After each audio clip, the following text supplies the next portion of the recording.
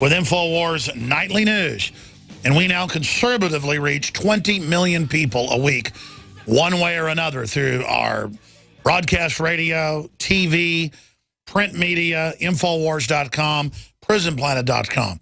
And we're only one independent group promoting true libertarian, pro-Western ideas worldwide. Unfortunately, the ideas of the Renaissance and the Enlightenment are not being promoted by the West, but a neo-colonialism with an attempt to establish neo-feudalism, and that's in the Club of Rome's own words, is being established to bring in neo-feudalistic fascism in their own words. And daily, I read globalresearch.org. They also carry some of our work from Paul Joseph Watson and others. And the head of it is Michael Chossudovsky. He's a award-winning author, professor of economics at the University of Ottawa, founder and director of the Center for Research on Globalization, Montreal, and editor of the Global Research CA website. He's the author of Globalization of Poverty and the New World Order, 2003, and America's War on Terrorism, 2005. His most recent book is entitled Towards World War III Scenario, The Dangers of Nuclear War. I want to talk about that with him. That was from 2011, predicting what we're now seeing. He is the contributor to the Encyclopedia Britannica. His writings have been published in more than 20 languages, globalresearch.org. So, Professor Chossudovsky, good to have you back on. It's been a few years. A lot is happening, and I want to cover the waterfront and look at this MH17 as the Rosetta Stone to understand the policy of false flag or created crises that's being used as war rhetoric to expand these proxy wars, and to get your breakdown on where you believe it's going next. Because reading your writings, out of everybody out there, you have predicted with a lot of precision what's been unfolding with the proxy armies of ISIS and Al-Qaeda, what's been unfolding in the proxy wars headed up by Soros and others. So thank you for joining us. Well, I'm delighted to be on the program, Alex, and thank you for the opportunity to discuss and debate these important issues. What we have attempted to do is to address the facts of Malaysian Airlines crash, and I think in that regard we share in a sense a counter consensus that the facts have been manipulated, that the mainstream media is giving us a version which just doesn't stand up, that the Obama administration is accusing Moscow without a shred of evidence, and now we have a lot more information. We have declarations from the Russian military. We have also we have talking points in U.S. intelligence. We have satellite images and so on. And I think we have to establish what the facts are.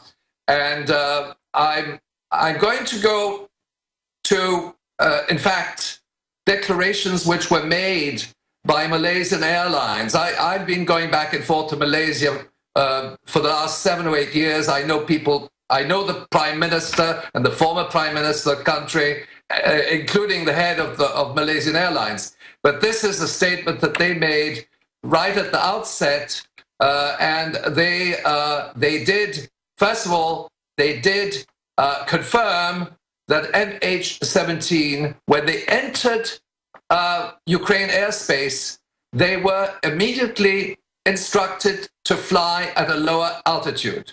The normal cruising speed is 35,000 feet. As we know, the legal, let's say the legal limit is 32. They were pushed down to 33.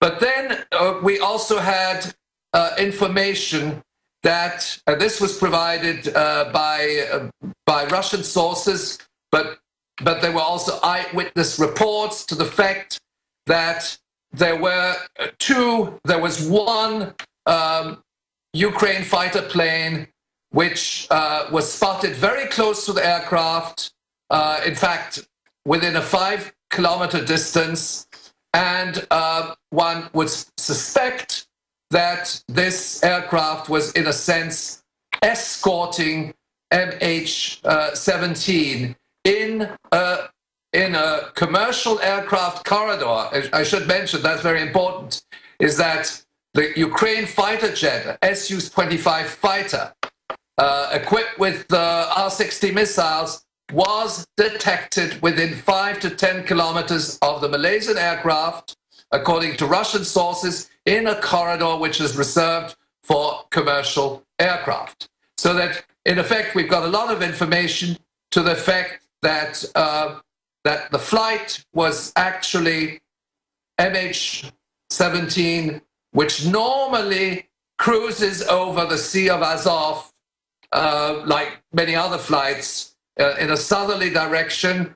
And all previous days, and that was revealed by other sources, in all previous days, the flight path was over the Sea of Azov, very much removed from the war zone. And on that particular day, July 17th, the flight path went directly over the war zone. That is something which is fairly well established. But we have other information regarding the deployment of Buk anti-aircraft missiles, ground-air missiles in Ukraine by the Ukrainian armed forces.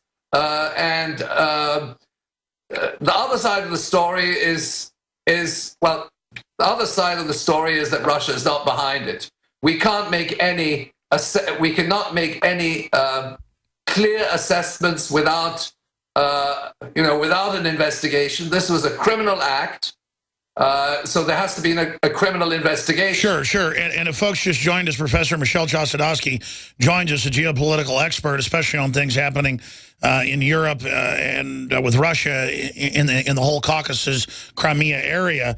But expanding on this with you, I want to get your larger view on the geopolitical ramifications.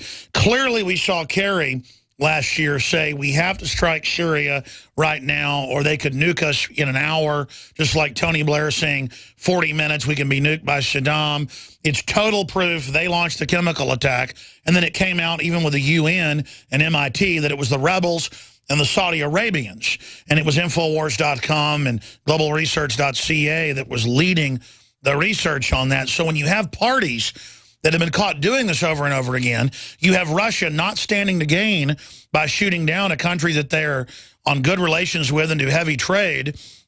And when you have the plane being diverted for whatever reason through an area that no other aircraft were in, where the Ukrainians have been bombing people, then you have them saying only the Russian rebels had these anti-aircraft missiles, and there's AP photos and videos of the rebels with the missiles on the AP's website. It's not like this is Russian propaganda.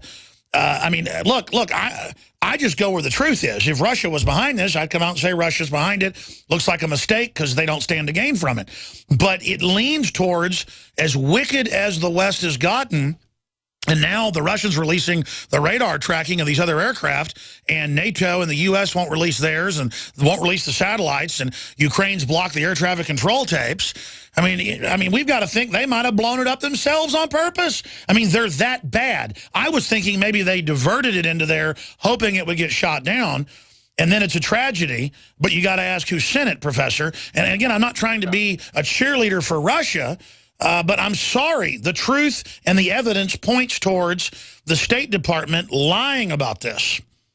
Well, I think your comments are right head on, because the comparison with Syria and the chemical weapons hoax is now proven to be correct, namely that it was the rebels that had the chemical weapons, and Bashar al-Assad was blamed for having chemical weapons. And that even led to a UN intervention, which then subsequently led to the dismantling of those chemical weapons. Incidentally, the chemical weapons have been shipped to southern Italy and then the hands of the Calabrese mafia. That's something people don't know, and they're going to be sold on the secondary market. But to get back to the issue of blaming Russia, where, it's not like simply blaming Mongolia or blaming Burkina Faso. What they're doing is they're blaming a country which has vast military capabilities, nuclear weapons, a very sophisticated intelligence apparatus, which sometimes people forget. We're certainly not building an apology for the Russian Federation. What our concern is to reveal the truth. But I should mention that yesterday, President Vladimir Putin made a statement. It's a very balanced statement. We're not building an apology for the Russian president, but what he said, he said the West is building scenarios which could potentially, quote, destabilize the existing world order. And he is concerned because those scenarios threatens Russia's sovereignty. And he's also referring to NATO buildup on the border, the so-called missile defense shield, which he says correctly isn't a defensive deployment. He's talking about the ABM system.